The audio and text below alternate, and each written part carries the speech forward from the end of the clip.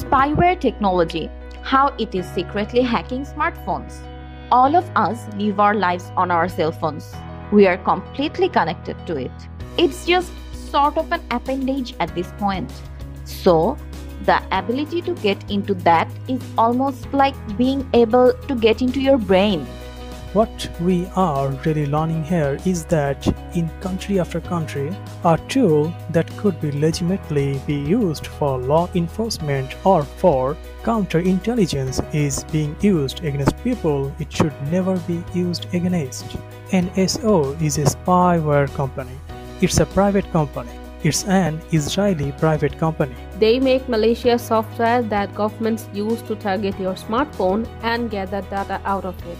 And they sell this to governments all over the world. What we have is a kind of symmetrical warfare where the people who have the money and the power politically are able to use this against those they perceive as threats. So it really does impede some of the actual tools of transparency that we rely on, which is the ability to gather information, the ability to spread information without fear of being put in prison. What NSO allows its customers to do is to break into your devices, usually your smartphone, and do anything on it you can do. They can get your location. They can get all your emails and get all of your social media. They can get all your pictures. They can get all your videos. They can turn on your microphone. They can turn on your camera. So it provides an incredibly granular map not just of your life and your interests but also of your relationships. And so for a government spy agency to be able to get into someone's smartphone is an incredibly powerful tool. When you think about it, it's vastly more powerful than what we think of as a sort of wiretapping. Being able to listen in a conversion, great.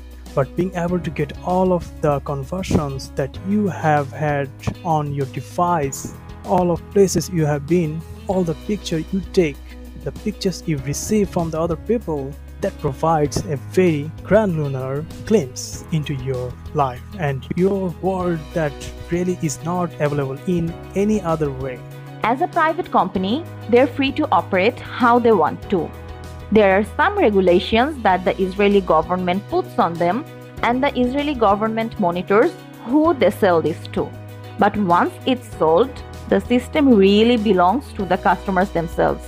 And so, how they use it, whether they use it to track someone who might be delivering a car bomb, or whether they use it to spy on their girlfriend, there's no one really watching that, we think is the bottom line. When these sort of stories have come up in past, NSO will never confirm who a client country is and what the surveillance is. But they also will say, we use this to fight terrorists, we use this to fight organized crime. And all those things may be true. The problem is the lack of guardrails around them. The psychological impact is just knowing the technology is out. It is kind of bad enough. But its real power is in the information it gives people with bad motives and with weapons and with the ability to not just stop you from doing your job, but to kill you and your family members. And that's it. Just gives the state even more power over innocent people.